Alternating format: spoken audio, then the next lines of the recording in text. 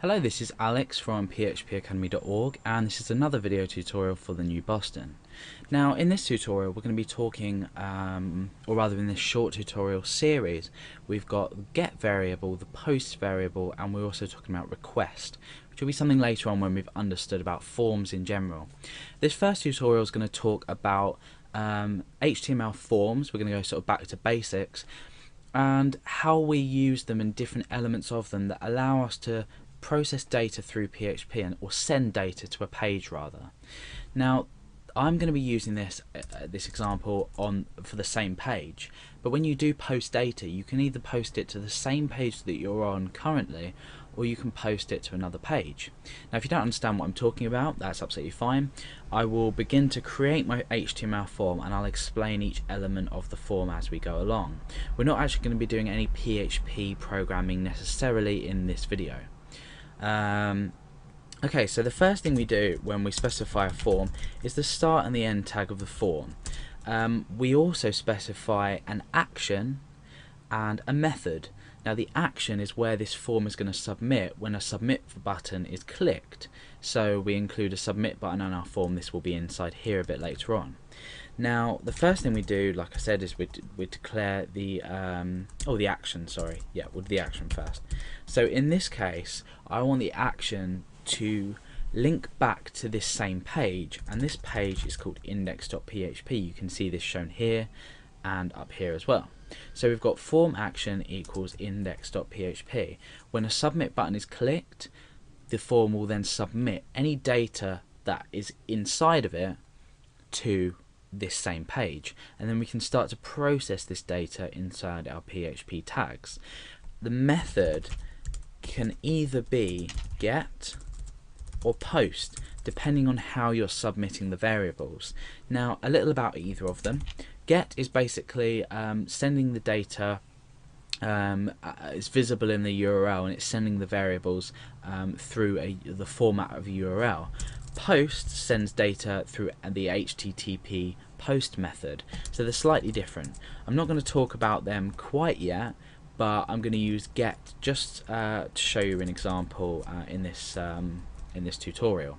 So what do we want to do first? The first thing I'm going to do is I'm going to enter some input fields. So I'm going to say day, and I'm going to create an input type or an input tag. So on its own it would look like this, and the type is going to be text. The name of it is essentially what you're naming it in regard to a variable. This will be submitted and we can pick it up using the collection of get variables, which is almost like an associative array. So the name of this I'm going to call is day. Now what I'm going to do is I'm going to break down, and I'm going to say date, input type equals text, name equals date, so we're calling it something different. We're breaking down again and we're saying year.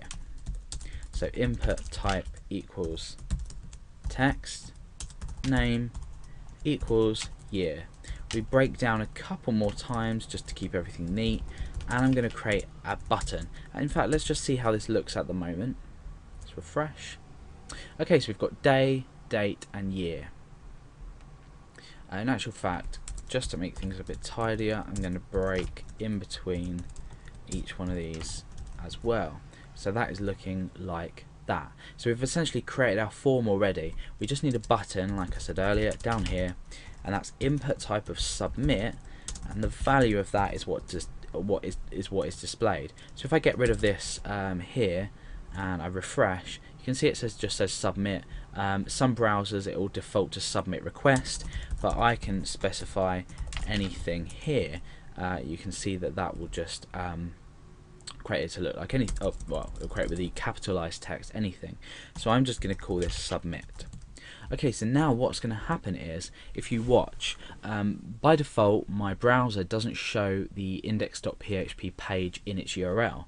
However, if I was to click on submit, like I said earlier, we've just supplied the action of this form to go to index.php. So when I click on it, you'll notice the URL up here changes, and we've also included a few variables. We've got day, date, and the year.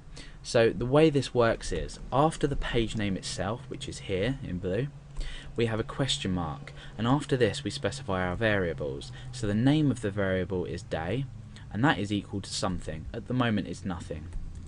And then we say and with an ampersand symbol. We say date is equal to something here. At the moment it's equal to nothing. And then again the year is equal to something here, which at the moment is equal to nothing. So if, for example, I type Monday, I type 31st, and I type 2011, and I click submit, if you look up the top of the page you can see that the URL has changed, and in actual fact the day is equal to Monday, date is equal to 31st, and the year is equal to 2011. So now we have submitted what's called get variables through PHP using a form. So that's how to create a form and submit them. However, we want to actually do something with them.